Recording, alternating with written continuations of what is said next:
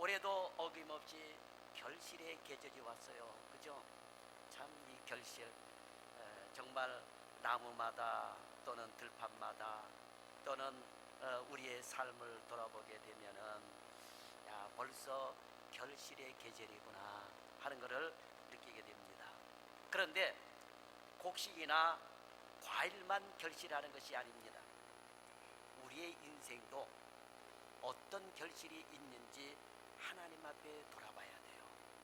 그러니까 여러분의 인생이 지금 어떻게 살아왔는지, 나는 어떤 결실을 남기고 있는지 이걸 여러분 돌아볼 줄 알아야 돼요. 그래서 다시 한번 하나님 앞에 좋은 결실을 맺기 위해서 노력하고 애쓰는 저와 여러분이 되실 줄 믿습니다. 요 가까운 일산에 가보면 우리가 잘 아는 홀트 아동복지센터가 있습니다. 여러분 홀트 아동복지센터 모르는 분들이 있습니까? 아마 우리 대한민국 사람들이라 그런다면 아마 이 홀트 아동복지센터를 모르는 분들이 없을 것입니다. 그러면 이 홀트 아동복지센터가 어떻게 세워졌을까요? 세워지게 된 동기를 보면 1954년 가을 미국 오리건주 유게네라고 하는 마을 신문에 마을 회관에서 영화를 상영한다고 하는 광고가 나갔습니다.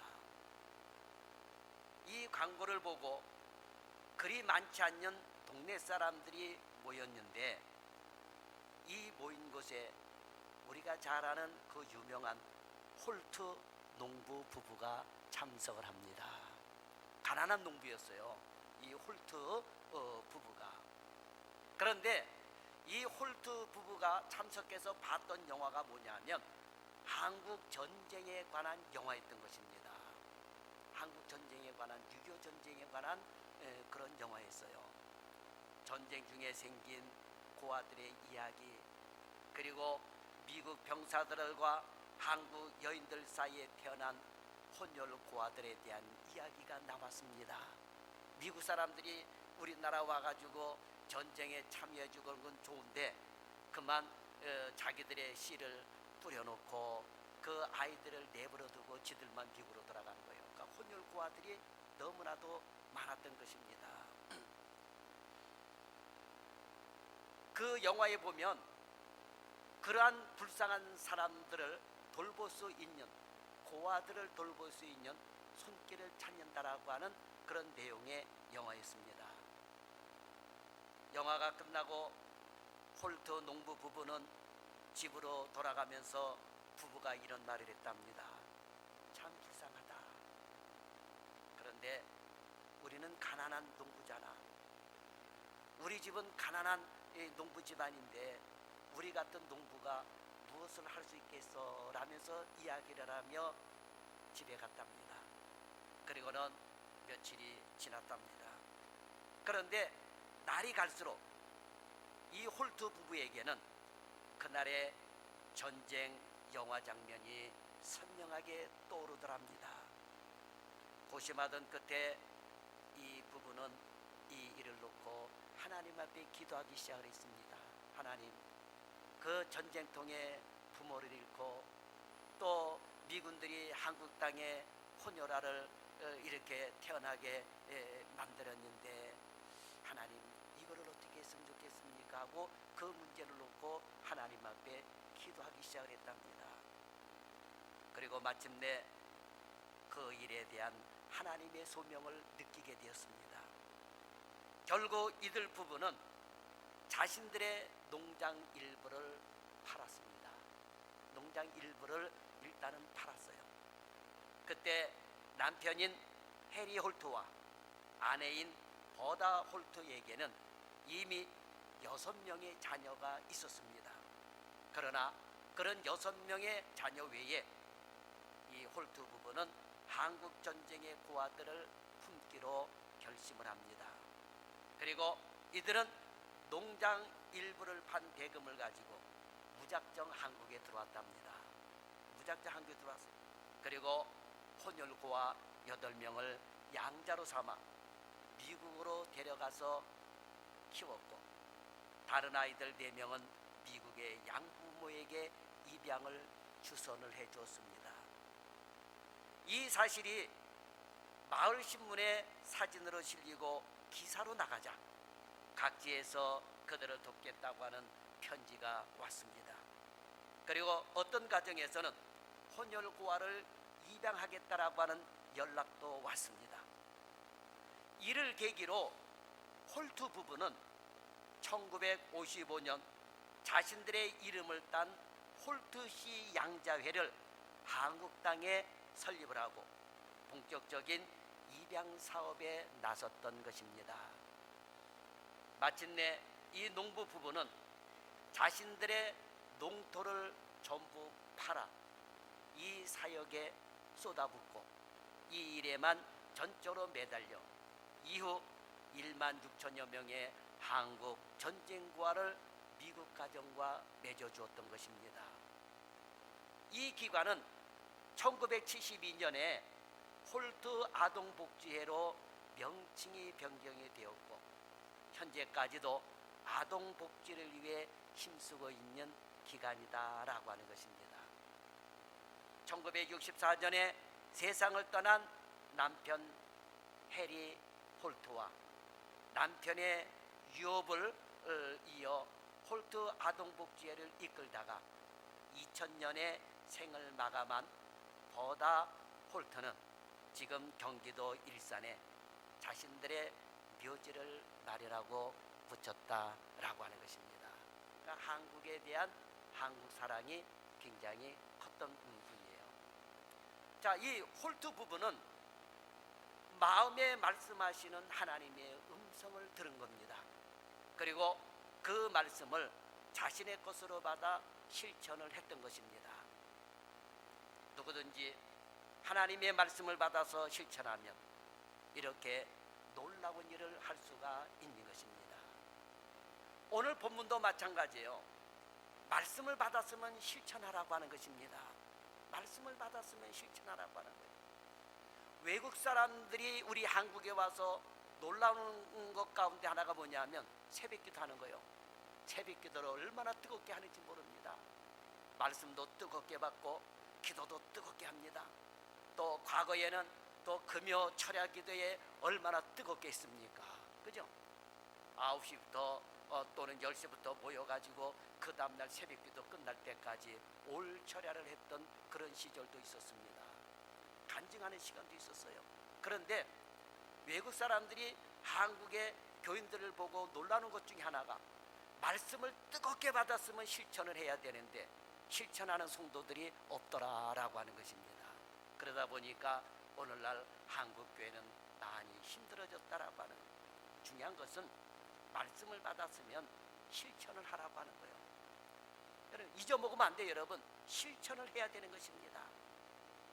본문은 씨 뿌리는 자에 대한 해석입니다. 예수님은 여러 가지 비유를 들어 제자들에게 가르치셨는데 그 중에 하나가 씨 뿌리는 자의 비유입니다. 한 농부가 들에 나가 씨를 뿌렸습니다. 그런데 어떤 씨는 길가에 떨어져 버렸고 그래서 새들이 와서 먹어버렸고 어떤 씨는 돌밭에 떨어져 흙이 깊지 않아서 싹이 나왔지만 해가 돋자 뿌리를 내리지 못해서 그만 싹이 말라서 버렸습니다. 또 어떤 씨는 가시덤불에 떨어졌는데 가시가 자라 그 기운을 막았으므로 열매를 맺지 못하였고 어떤 씨는 좋은 땅에 떨어져 싹이 나고 자라나 100배, 60배, 30배의 열매를 맺었다라고 하는 것입니다. 주님은 이 비유를 말씀하시자 제자들이 이게 도대체 무슨 의미냐라고 물었습니다. 그럴 때 예수님은 이렇게 해석해 주셨습니다. 우선 씨를 뿌리는 농부는 말씀을 전하는 사람이라고 하는 것입니다. 그리고 길가에 떨어진 씨는 말씀을 들어도 즉시 마귀가 와서 그 마음에 뿌려진 말씀을 빼앗아가는 것을 말하며 돌밭에 떨어진 씨는 말씀을 들을 때에 기뻐하며 즉시 받아들이지만 그것을 마음속에 간직하지 못하고 고통이나 핍박이 오면 곧 넘어지고 마는 사람들이라고 말씀을 합니다. 그리고 가시덤불 속에 떨어진 씨는 말씀을 듣지만 세상의 여러 가지 걱정과 재물에 대한 유혹과 그 밖에 여러 가지 욕심이 들어와 말씀을 막아 열매를 맺지 못하게 하는 것이다라고 말씀을 하고 있습니다. 그런데 좋은 땅에 뿌려진 씨는 말씀을 듣고 받아들여 100배, 60배, 30배의 열매를 맺는 사람이다라고 말씀을 하셨습니다. 그러시면서 주님은 우리의 마음이 좋은 땅처럼 좋은 마음이 되어야 한다라고 말씀을 하고 있습니다. 좋은 땅의 특징, 즉 열매 맺는 성도의 특징은 말씀을 듣고 행하는 데 있다라고 하는 겁니다. 자, 여러분, 좋은 땅의 특징이 뭡니까? 씨를 뿌리면 자라서 열매가 맺혀져야 되는 것 아닐까요, 여러분? 그렇잖아요. 여러분, 이게 배추가 엄청나게 비싸다고 그러는데 모르게 배추가 엄청나게 비싸고 무드 비싼가요 지금? 무드 비싸요? 어떤 목사님이 친구 목사님 옥상에다가 무를 갖다 100개를 심었다고 그러더라고요. 그래서 제가 무가 비싸고 배추가 비싸다는데 나 거기서 한 5개만 나오고 그랬더니 안 된대요. 무가 비싸서 안 된대, 안 된대. 아니 뭐 친한 목사님이 무 5개 갖고 그러냐 그래서 내가 치사하다 내가 그랬는데 안 된대. 지금 무값이 얼마나 비싸고 배추값이 얼마나 비싼데 나보고 사 먹으래요, 그 비싼 거를. 아이고, 그래서 한번 웃은 적이 있습니다. 웃은 적이 있어요. 자, 그런데 여러분 생각해봐요. 뿌렸으면 튼실하게 결실이 돼야 되는 거예요. 뽑았는데 결실이 없고 쭉정이만 있고 그러면 여러분 어떻게 되겠습니까? 얼마나 여러분 허탈하겠습니까? 그렇잖아요. 그러니까 좋은 땅에 씨를 뿌렸다고 하는 건 열매를 거두기 위해서예요. 돌밭에 뿌린다든지 가시밭에 뿌리는 사람은 여러분 없을 겁니다. 그러니까 여러분 마찬가지요. 성도들이 말씀을 들었다고 하는 것은 하나님께서 우리의 마음에 씨를 뿌렸다라고 하는 것입니다. 그렇다면 성도는 말씀을 듣고 행하는 데 있는 것입니다. 이런 사람은 반드시 좋은 결실을 맺는데 100배, 60배, 30배의 결실을 맺는다라고 하는 것입니다. 우리 모두가 열매 맺는 하나님의 자녀가 되기를 소망합니다. 그러면 우리가 100배, 60배, 30배의 열매를 맺기 위해서는 어떤 신앙의 자세를 가져야 할까요? 첫째로 인생이 좋은 결실을 맺기 위해서는 성경을 가까이 하며 말씀을 들어야 합니다. 자, 좋은 땅에 뿌려졌다는 것은 말씀을 잘 듣는 사람에게 뿌려졌다는 것입니다. 그래서 결실을 거둡니다. 그러니까 결실을 맺는 사람의 특징은 하나님의 말씀을 잘 듣는 겁니다. 사람이 떡으로만 살 것이 아니요 하나님의 말씀으로 살 것이라 하셨습니다. 하나님의 말씀은 듣고 또 들어야 됩니다. 듣고 또 들어야 돼요. 어저께 먹고 들었다고 해서 오늘 안 먹어도 되는 것이 아니다라고 하는 것입니다. 여러분, 우리가 음식도 어제 먹었어도 오늘 먹어야 되잖아요, 여러분. 그렇지 않습니까?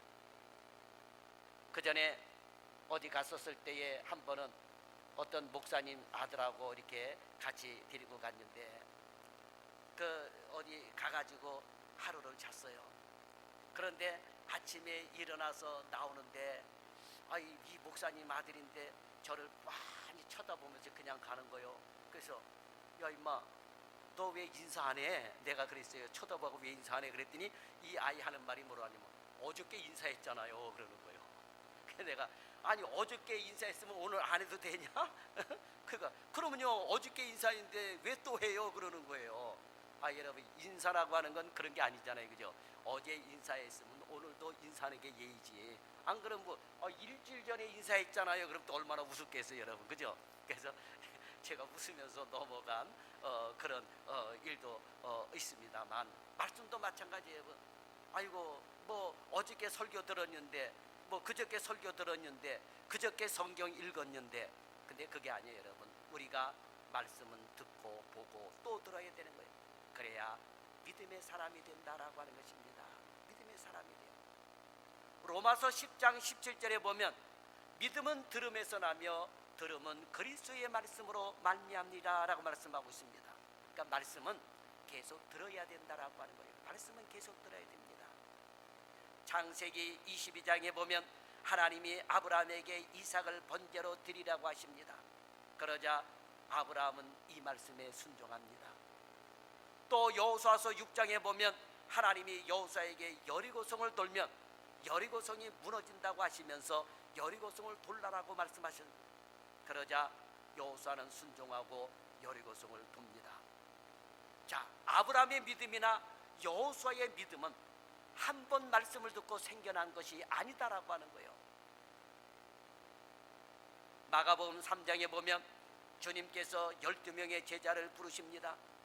12명의 제자를 불러 말씀을 가르치시고 기도를 가르치시고 제자로서의 삶을 가르치셨습니다. 얼마 동안 가르치셨습니까? 3년 동안 가르치신 거예요. 여러분, 3년 동안 제자들을 양육을 하신 거예요. 말씀으로 가르치셨고 기도를 가르치셨고 삶을 가르치셨던 것입니다. 그런데 어때요? 마지막에는 어떻습니까? 고난당하시는 예수님을 보고 어떻게 해요? 다 도망가 버렸어요. 3년 동안이나 가르쳤는데도 믿음을 다 버리고 도망을 가버렸습니다. 이렇게 주님의 제자로 믿음으로 사는 것은 쉽게 되는 일이 아닙니다.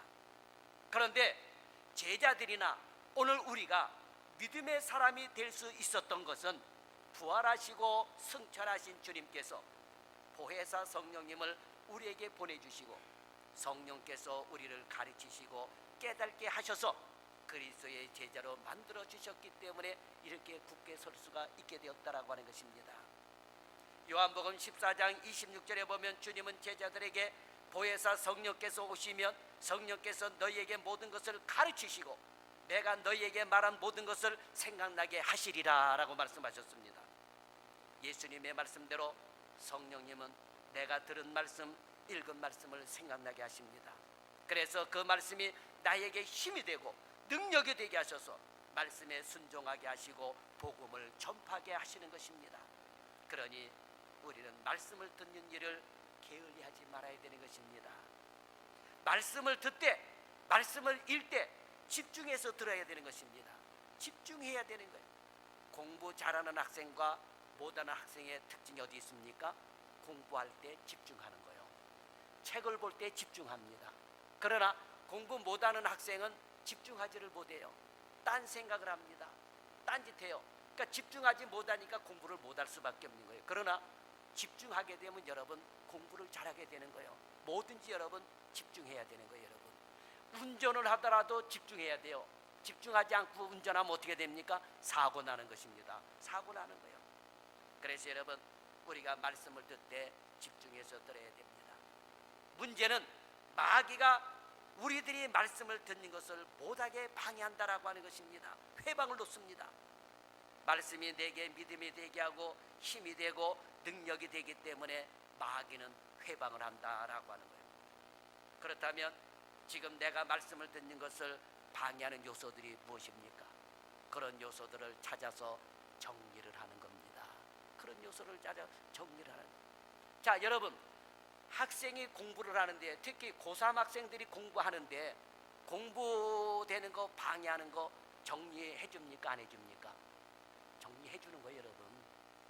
여러분 공부하는 학생에게 온갖 연예인들 사진 붙여놓고 뭐 온갖 세상 노래 틀어주고 온갖 뭐 TV 틀어주고 드라마 틀어주고 그러면 그 아이가 공부 집중이 됩니까? 안 됩니까? 안 되는 거죠. 여러분 공부방을 만들어 주려면 공부에 집중할 수 있도록 환경을 만들어 주는 거예요. 그래서 나쁜 것들을 찾아서 정리해야 되는 것입니다. 정리해야 돼요. 마찬가지 여러분 우리가 예배 드리는데 방해가 되고 말씀을 듣는데 방해가 되고 말씀을 듣는데 듣지 못하게 하는 이런 것들을 여러분 치워버려야 될 줄 믿습니다. 치워버려야 돼요. 제가 공부할 때에 가끔가다 친구들 보면 귀를 틀어막고 공부하는 학생들이 있었어요. 귀를 갖다 솜을 딱 해가지고 틀어막아요. 책을 보고 공부하는 데만 집중을 하는 거예요. 그래서 옆에서 누가 불러도 부르지 말라고 그리고 안 듣겠다고 그래서 여러분 이 솜으로 틀어막고 책 보고 공부하는 학생들이 있었어요. 여러분 그만큼 집중하겠다라고 하는 것입니다. 마찬가지 여러분 내게 말씀을 듣지 못하게 하는 그런 환경 하나님의 말씀과 가까이 하지 못하게 하는 그런 것들을 여러분 치워버려야 됩니다. 그리고 하나님의 말씀에 집중하는 거예요. 그렇게 집중해서 반복적으로 듣는 하나님의 말씀이 내 삶의 100배, 60배, 30배의 결실을 맺게 해주는 것입니다. 그 다음에 두 번째로 우리는 말씀을 잘 받아야 됩니다. 자, 말씀을 듣는 것은 누구나 합니다. 그죠 여러분? 말씀을 듣는 건 누구나 해요. 학생들이 학교에서 공부할 때 선생님의 말씀을 듣는 것은 누구든지 다 듣습니다. 저 공부할 때는 막 70명, 80명 있었어요, 한 반에.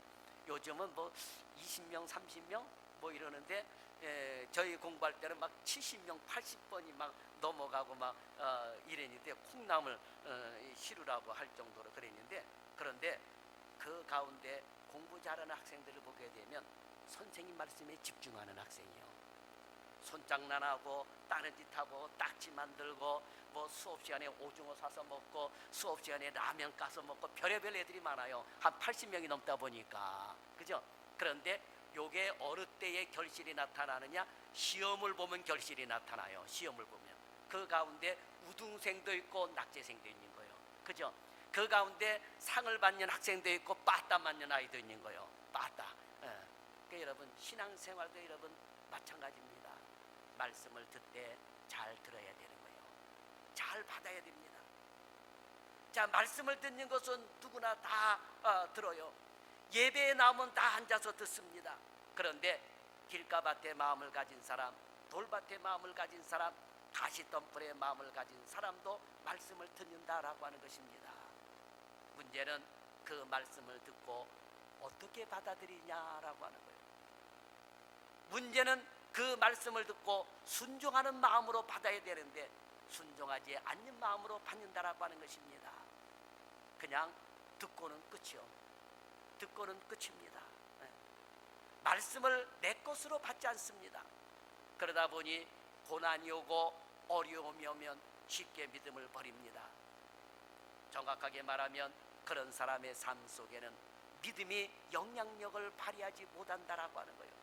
듣는 것으로 끝나기 때문에 그렇습니다. 그러나 결실하는 사람은 마음을 잘 받습니다.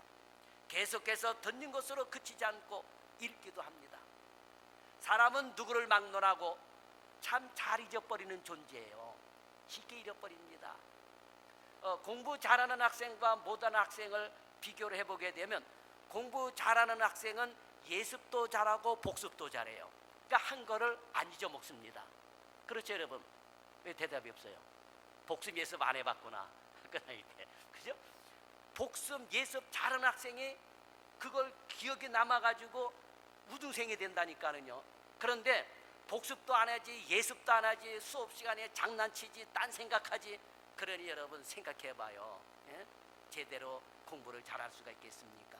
사람은 잘 들어도 잘 잃어버리는 존재예요.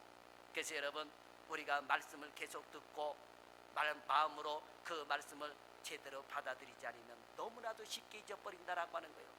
그러면 그 말씀은 나에게 영향력을 미치지 못하는 것입니다.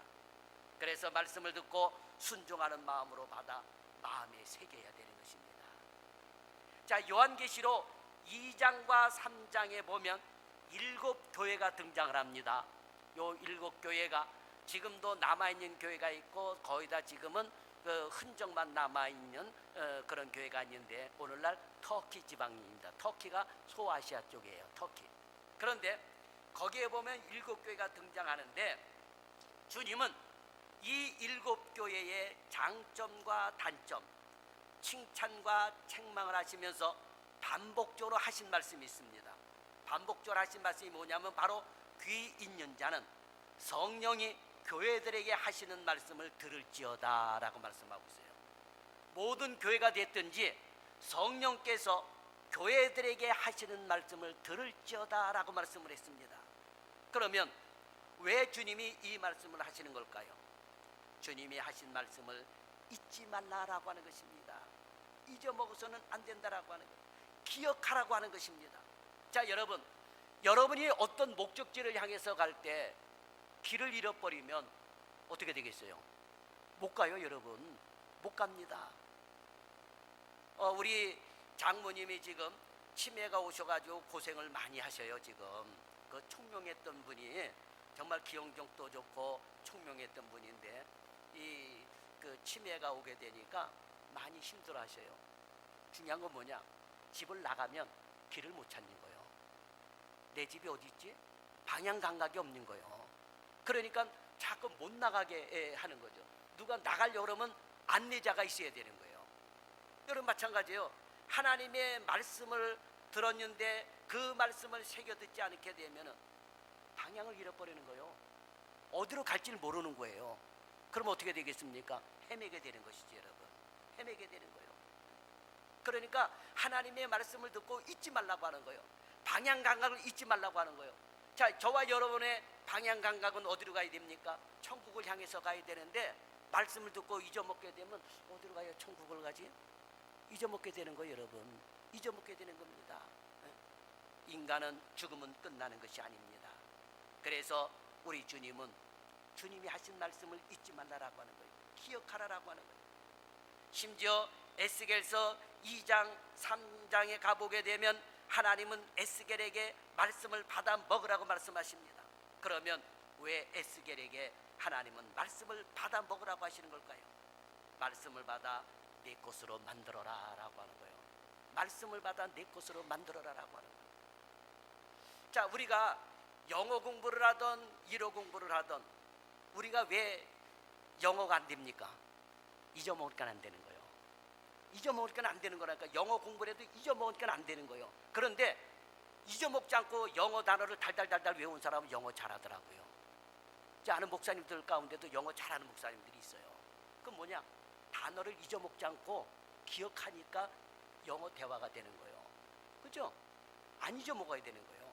마찬가지 여러분, 저와 여러분이 하나님의 말씀을 기억하고 새겨들어야 여러분 우리가 그 말씀을 기억하며 그 말씀대로 살아가게 된다라고 하는 것입니다.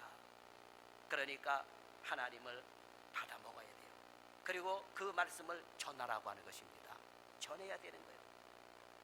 성도가 말씀을 받는 가장 좋은 자세는 성경 66권에 그 말씀이 어떤 말씀인지 구분하지 않고 그 말씀을 내 것으로 받은 것입니다. 그런데 어떤 분들을 보면 말씀을 가립니다. 자기 마음에 들면 받고 안 받으면 안 받아요. 안 받습니다. 그러나 디모데후서 3장 16절과 17절에 보면 모든 성경은 교훈과 책망과 바르게 함과 의로 교육하기에 유익하다라고 말씀을 합니다. 모든 성경은 하나님의 사람으로 온전하게 하며 모든 선한 일을 행할 능력을 갖춘다라고 하는 것입니다.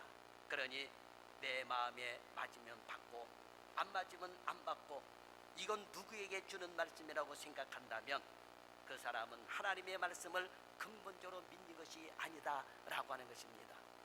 간혹 가다 보면 저한테 그런 분들이 있어요. 아이고 목사님 오늘 설교 말씀 누구에 듣게끔 좀 해주세요 그러는데 그런 것이 아니에요. 여러분 늘 말씀은 내가 듣고 내가 고치고 나가야지 된다라고 하는 것입니다. 내 인생에 좋은 결실을 하려면 하나님의 말씀을 내 것으로 받아야 됩니다. 그렇게 할 때 100배, 60배, 30배의 결실을 맺는 사람이 될 수가 있다라고 하는 것입니다. 그 다음에 세 번째로 마지막 세 번째로 우리가 결실하기 위해서는 행해야 돼요. 행해야 됩니다. 말씀을 받았다면 그 말씀이 내 삶에 결실을 맺어야 돼요. 여러분 자 작게는 10계명이라도 우상을 만들지 말며 거기에 절하지 말라 그러면 여러분 우상을 안 만들고 우상 앞에 절하면 안 되는 거예요. 여러분 그게 행하는 거예요. 그렇죠 여러분 행하는 겁니다. 자 안식일을 기억하여 거룩히 지키라 하면 그대로 행하면 되는 거예요. 그죠? 안식일이 어디 주일날이에요. 여러분 주일이잖아. 주일을 기억해야 돼요. 아이고 오늘이 주일날인가 큰일 났네 잊어먹고 있었네 이러면 안 돼요. 여러분 다른 날을 잊어먹어도 주일날만큼은 여러분 기억을 해야 되는 거예요. 그리고 교회 나와서 말씀을 듣는 것입니다. 하나님의 이름을 망령되이 일컫지 말라. 하나님의 이름을 망령되이 일컬으면 안 돼요. 어떤 사람은 그래 흔히 아이고 하나님 맙소사 이런 사람들이 있어요. 여러분 아이고 하나님 이름을 가지고 왜 하나님 맙소사 그런 얘기를 합니까 여러분? 그러니까 하나님의 이름을 걸고 맹세를 한다든지 하나님의 이름을 가지고 망측한 말을 한다든지 이런 게 망령된 일이다라고 하는 거예요. 여러분 그렇죠? 내 부모를 공경하라 그랬으면 부모를 공경하면 돼요. 그러나 요즘은 세대가 악하다 보니까 부모를 공격하는 자식들이 있는데 부모를 공경하라 그러면 공경해야 돼요. 작게는 거짓말하지 말라 그러면 거짓말 안 해야 되는 거예요, 여러분. 이런 실천적인 사람을 살아야 되는데 예수 믿으면서 거짓말 잘하는 사람들이 있어요, 여러분. 그러면 그런 사람들이 내가 목사요, 집사요, 교인이요라고 하는 거 아는데 그런 사람들이 볼 때 여러분 어떻게 되겠습니까? 목사가 돼가지고 욕을 잘하는 사람들이 있습니다. 그런데 여러분 그거를 듣는 사람들이 뭐라고 그러겠느냐라고 하는 거예요. 그래서 여러분 말씀을 받았으면 결실하려면 말씀을 받은 대로 행해야지 된다라고 하는 것입니다. 주님은 마태복음 7장에 보면 아주 중요한 말씀을 하십니다. 열매를 보고 나무를 아는 것처럼 그들의 행동을 보고 진짜인지 가짜인지 알 수 있다라고 말씀을 하셨습니다. 그리고 이어서 나더러 주여 주여 한다고 해서 모두 다 천국에 들어갈 것이 아니라 하늘에 계신 내 아버지의 뜻대로 사는 사람만이 들어갈 것이라고 말씀하셨습니다. 그러면서 주님이 한 말씀을 더 하셨는데 무슨 이야기를 하셨냐면 집 짓는 이야기를 하셨습니다. 주님은 내 말을 듣고 실천하는 사람은 반석 위에 집을 지은 지혜로운 사람과 같다 하셨습니다. 반대로 주님의 말씀을 듣고 실천하지 않는 사람은 모래 위에 집을 지은 어리석은 사람 같다라고 말씀하고 있습니다. 그러니 여러분 얼마나 여러분 중요한 말씀입니까? 말씀을 듣고 실천해야 여러분 반석 위에 집을 세운 사람과 같다라고 하는 거예요. 집을 잘 지으려면 설계도면이 잘 나와야 돼요. 우리 교회는 작아도 설계도면이 너무너무 잘 나왔어요. 설계도면이 잘 나와야 됩니다. 설계도면대로 짓게 될 때는 안 무너집니다. 걱정 없어요. 우리 교회는 어느 정도 지진이 와도 6.0이나 이런 지진이 와도 무너지지 않도록 이 설계가 그렇게 들어가 있습니다. 그리고 팽이 기초로 해갖고 들어가 가지고 이 탄탄합니다. 아주 잘 지었어요. 설계도면대로 여러분 지어야 돼요. 만약에 설계도면을 무시하고 짓게 되면 어떻게 됩니까? 집이 무너져 버리는 거예요, 여러분. 무너져 버립니다. 업자를 만났을 때 설계도면대로 지시오 이래야지 당신 마음대로 지으시오 이래 버리게 되면 그 집은 쉽게 무너져 버리고 마는 것입니다. 마찬가지요. 주님께서 말씀하신 이 말씀의 설계대로 내 인생을 살아가야 무너지지 않는 인생의 집을 짓게 되는 거예요. 환난이 와도 어떤 시련이 와도 무너지지 않는 신앙의 집을 짓게 되는 것입니다. 그런데 하나님의 말씀을 듣고도 실천하지 않게 되면 모래 위에 지은 집과 같아서 쉽게 무너져 버린다라고 하는 것입니다. 이 말씀에서 강조하는 것이 바로 실천이요. 행함이 없는 믿음은 죽은 믿음이라 했습니다. 말씀을 들었습니다. 그런데 그 말씀대로 살지 않으면 실천하지 않으면 말씀을 아무리 들어도 소용이 없다고 하는 것입니다. 마치 여러분 건강검진을 받고 문제가 생겨 의사가 말을 해주고 문서로 처방을 해줍니다. 그런데 그 처방전을 받고도 움직이지 않습니다. 의사가 처방을 해주면 처방에 맞게 약도 먹고 운동도 시작해야 됩니다. 처방대로 실천해야 돼요. 그래야 여러분 건강을 유지하며 살 수가 있는 것입니다. 그렇잖아요. 저도 나이를 먹다 보니까 병원에 가고 의사가 처방을 해줍니다. 그러면 그 처방해 준 대로 약을 짓고 아이고 얼마나 그 약을 잘 먹는지 몰라요. 제가 성실하게 먹어요, 여러분. 그 약 없으면 죽는 줄 알아요. 근데 저만 그런 줄 아는데 모든 노인 양반들이 다 그렇더라고요. 어디 가면 전부 다 약을 싸들고 약 안 먹으면 큰일 나는 줄 알아요. 한 번은 어디 갔는데 목사님 가운데 목사님들이 당뇨 환자들이 많더라고요. 그렇게 나만 그런 줄 알았는데 그런데 그 목사님이 당뇨약을 안 갖고 온 거예요. 그래가지고 밥을 먹어야 되는데 이거 먹어야 되나 말아야 되나 막 쫄쫄쫄쫄 매는 거예요. 약 안 갖고 왔다고. 그래가지고 제가 제 당뇨약을 주면서 한 번 정도 먹는 것 같은 당뇨약이니까 괜찮으니까 먹으라고. 그래서 내 당뇨약을 여유 있는 당뇨약을 주고 먹고 밥 먹고 운동하라고 그랬더니 그거 먹고 운동했어요. 뭐 아유 서로 약이 맞아야 된다 안 맞아야 된다 맞아야 되고 안 맞아야 되고 중요하지만 한 번 정도는 당뇨약 먹고 떨어뜨리는 게 중요하지 않겠냐. 그러니까 약을 그렇게 성실하게 먹는 거예요. 여러분 그렇잖아요. 여러분들도 어떤 약을 처방받았을 때 그 약 꼬박꼬박 먹어야 안 먹어요? 꼬박꼬박 먹잖아요, 여러분. 꼬박꼬박 먹잖아요, 그죠?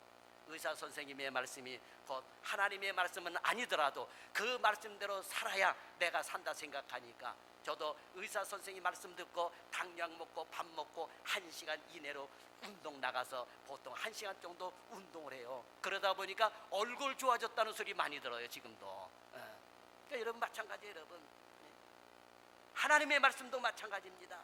내가 말씀을 들었습니다. 그 다음은 어떻게 해요? 움직일 차례입니다. 실천해야 되는 것입니다. 하나님의 말씀을 실천하지 않으면 소용이 없습니다. 물론 지금 당장 실천했다고 해서 금방 결실이 되지 않을 수도 있습니다. 설교서두에 홀트 아동복지에 대한 말씀을 드렸습니다만 홀트시가 아동복지 센터를 세웠다고 해가지고 오늘날 그렇게 금방 세워진 것이 아닙니다. 오랜 세월 동안 노력과 희생이 있었던 것입니다. 또한 세상에서 그런 선행을 베풀었다고 모든 사람에게 그런 보답이 돌아오는 것은 아닙니다. 극히 일부분입니다. 그러나 하나님의 나라에서는 다릅니다. 하나님의 말씀을 듣고 받고 행한 사람에게는 반드시 하나님은 좋은 것을 거두게 하십니다. 시편 126편 5절에서 6절에 보면 눈물을 흘리며 씨를 뿌리는 자는 기쁨으로 거두리로다. 울며 씨를 뿌리러 나가는 자는 반드시 기쁨으로 그 곡식단을 가지고 돌아오리라 하셨습니다. 그렇습니다. 오늘 우리가 하나님의 말씀을 듣고 받아 움직이게 되면 즉 전도를 하든 봉사를 하든 선행을 하든 하나님은 반드시 100배, 60배, 30배의 결실을 맺게 하시는 분이십니다. 그러니 하나님의 말씀을 듣고 믿음으로 실천하여 좋은 결실을 맺어 하나님이 주시는 복을 받아 누릴 수 있는 저와 여러분이 되기를 예수님의 이름으로 축원합니다. 기도하겠습니다. 살아계신 하나님, 오늘도 말씀을 듣고 주의 은혜 가운데 거하게 하여 주시니 감사합니다. 우리는 말씀을 듣고 잊어버리는 자가 되는 것이 아니라 말씀을 듣고 행하는 자가 되게 하여 주옵소서. 오늘도 결실하는 성도들 되게 도와주옵소서. 들에 나가서 또는 마트에 가서 열매가 맺혀져 있는 과일이나 곡식을 보고 내 인생에도 저렇게 결실이 맺혀져야 한다라고 하는 생각을 하고 하나님의 말씀을 듣고 깨달아 그 말씀을 실천함으로 인생에 좋은 결실을 맺는 성도들 되게 도와 주옵소서. 모세는 온 지면에 온유함이 널리 퍼졌다 하였습니다. 주여, 오늘 우리도 성령의 열매를 맺고 사랑이 이 지역에 퍼져나가고 자비로움이 이 지역에 퍼져나가고 은혜로움이 이 지역에 퍼져나가고 온유함이 이 지역에 퍼져나가고 그래서 참 좋은 교회 다니는 성도들은 참 온유함이 지면에 승하였다라고 하는 그런 소리도 들을 수 있는 저희들 되게 하여 주옵소서. 하나님의 영광을 위하여 성령의 열매도 맺고 하나님의 영광을 위하여 좋은 삶의 열매를 맺는 저희들 되게 하여 주옵소서. 예수님의 이름으로 감사하며 기도드리옵나이다.